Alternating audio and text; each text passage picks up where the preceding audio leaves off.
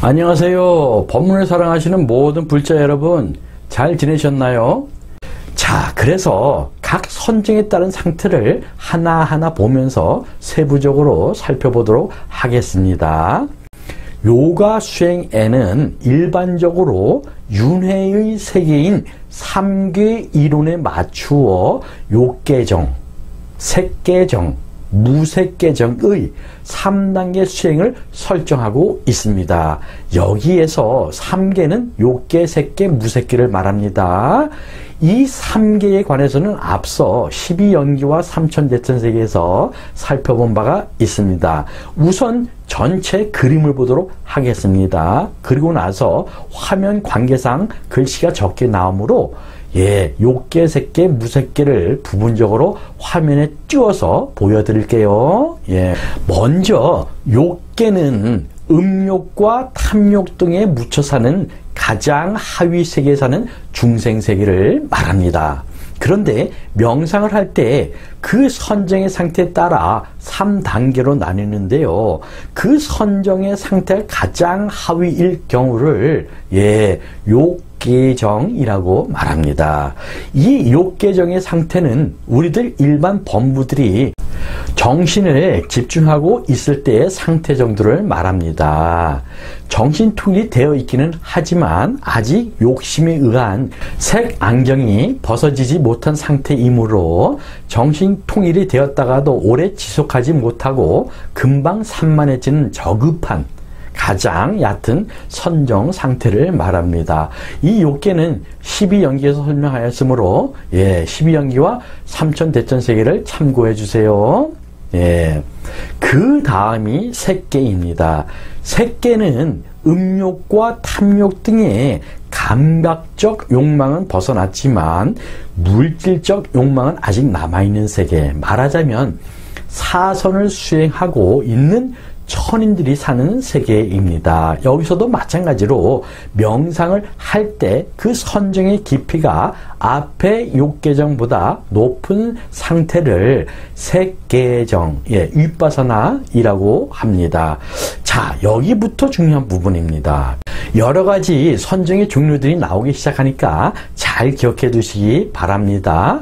앞서 설명한 지관 수행 중에 관 수행이 여기에 속하는 부분입니다. 색계정은 관, 윗바사나 또는 관정, 관의 선정이라고도 말한다고 했습니다. 물질이나 육체 등의 욕망에 의한 색안경이 벗어져 버린 상태이므로 보려고 하는 대상을 있는 그대로 올바르게 관찰할 수 있는 심일경성의 상태입니다. 심일경성의 심일경은 정의 마음 작용의 본질적 성질로 마음으로 하여금 대상과 일심의 상태가 되게 하는 성질, 즉 마음으로 하여금 대상, 경계와 하나가 되게 하는 성질 또는 하나가 되는 것을 말합니다. 자, 이해가 가시나요? 잘 보세요. 여기에서 보려고 하는 대상이라고 했죠? 그래서 이 색계정은 정해진 한 곳의 자리에 가만히 앉아서 선정에 들어가는 상태가 아니라는 말입니다. 바로 우리의 일상생활 가운데 이루어지는 선정을 말합니다. 바깥의 대상을 관찰하는 관수행에 대한 경전의 내용을 보도록 하겠습니다. 수행자는 정정으로 말미암아 사물의 진실을 보고 알게 되는 것이니 이 진실을 보고 알게 됨으로써 욕심이 없어지고 해탈 또한 얻게 되는 것이다. 중아함경 말씀이고요. 다음 또 볼게요. 수행자는 언제나 방편으로 선정을 닦아 마음을 고요히 해야 한다. 그래야 진실되게 관찰할 수 있게 되기 때문이다. 어떤 것을 참다운 관찰이라 하는가? 이것은 색이며 색의 모임이며 색의 없어짐이다. 이것은 수상행식이며 이들의 모임이며 이들의 없어짐이다. 이렇게 보고 아는 것을 참다운 관찰이라 하는 것이다. 참 암경 말씀입니다. 요 내용은 오늘 설명할 때 이미 다뤘던 내용입니다. 자, 색계정에서는 또 정신통일의 깊이에 따라 초선, 2선, 3선, 4선으로 나누어집니다. 예. 4선은 색계에 사는 천인들이 수행하는 4가지 단계의 선정을 말합니다. 여기에서 초선이란 심신이 단련되어 점차 욕망과 악에서 벗어나는 마음의 평정을 얻게 되는 단계로서 기쁨과 희열을 얻게 되지만 아직 거칠고 미세한 정신작용은 남아있는 단계입니다. 다음 2선이란 남아있던 거칠고 미세한 정신작용마저 없어지고 신심이 평안해지고 기쁨과 즐거움을 느끼게 되는 선정의 단계입니다. 다음 3선이란 기쁨과 즐거움마저 없어지고 마음이 청정하게 된 불고 불락의 선정 단계를 말합니다. 다음 4선이란 그 어떤 상황에서도 마음이 평정한 단계, 말하자면 내면이 극히 순화되어 버릴 것도 취할 것도 없는 최고의 순수성의 단계로서 이때에 비로소 직관이 열리게 되는 것이다. 부처님께서는 행주자와 어묵동정으로 일상생활 속에서 언제나 사선, 곧 드야나, 선의 경지에 계셨다고 합니다. 여기서 행주자와 어묵동정이란 걷고 머물고 앉아있거나 누워있거나 말하고 침묵하고 움직이거나 가만히 있거나 일상의 매 순간순간 이 법 한 생각밖에 없어 행주좌와 어묵동정 간에 늘 깨어 정진하며 참고하는 것을 말합니다. 다음으로 무색계를 보겠습니다. 무색계란 물질을 초월하여 순수한 정신만이 존재하는 최상의 세계로서 사무색정을 닦은 사람만이 태어날 수 있는 지극히 고요한 선정의 세계입니다. 무색계의 세계는 사공처 또는 사무색계라고 하고 그 선정의 상태를 사무색정 또는 사공처정이라고 합니다. 사무색정이란 색계정과 마찬가지로 이 경지에도 정신통일의 깊이에 따라 공무변처정, 식무변처정, 무소유처정, 비상, 비비, 상처정의 4단계로 나누어진다라고 잡암경에서 밝히고 있습니다. 공무변처정이란 말 그대로 허공이 무변한 것임을 관찰하여 객관세계인 법의 굴레에서 벗어나는 경지, 말하자면 법공의 상태를 말합니다. 다음으로 식무변처정이란 마음의 작용 또한 허공처럼 무변한 것임을 관하여 주관세계인 나의 굴레에서 벗어나는 경지, 말하자면 아공의 상태를 말합니다. 다음 무소유처정이란 이렇듯 주관세계와 객관세계의 굴레에서 벗어나 일체의 소유에서 벗어난 경지를 말합니다.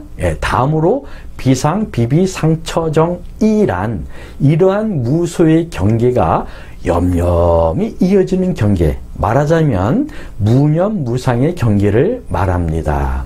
자, 여기까지가 부처님 당시에 알려졌던 선정의 종류입니다. 그러면 그 당시 부처님의 발자취를 살펴보시죠. 실다타 태자가 출가하여 만난 첫 스승은 박가바 선인입니다. 박가바 선인은 스승이라고 말하기 좀 어렵지만 그는 고행주의자였습니다. 그런데 두 번째 스승인 아라라 깔라마가 터득한 최고의 경지가 바로 무소유처정입니다. 결국 시달타 보살은 열심히 수행하여 무소유처정을 경험하고 그 전모를 스스로 알고 똑똑히 보게 됩니다. 이때 시달타 보살이 말하는 것이 매우 중요합니다. 보시죠. 무소유처의 선정에 들면 모든 것이 고요하고 평안하였다. 그러나 선정에서 깨어나면 늙음과 질병과 죽음 앞에 여전히 무기력하고 나약한 존재가 되었다. 영원히 사라진 것으로 여겼던 우울과 슬픔과 공포가 찾아들었다. 예, 그래서 이 선정은 모든 고뇌가 소멸된 것이 아니고 진정한 고요함도 아니며 수승한 지혜와 원만한 깨달음도 아니다. 이 가르침으로는 진리의 세계에 이를 수 없다라는 결론을 내립니다. 이 부분은 말법 시대에 사는 우리에게 굉장한 경각심으로 받아들여야 합니다. 예, 점점 더 중요한 내용이 나오니까 좀 더 집중하시기 바랍니다.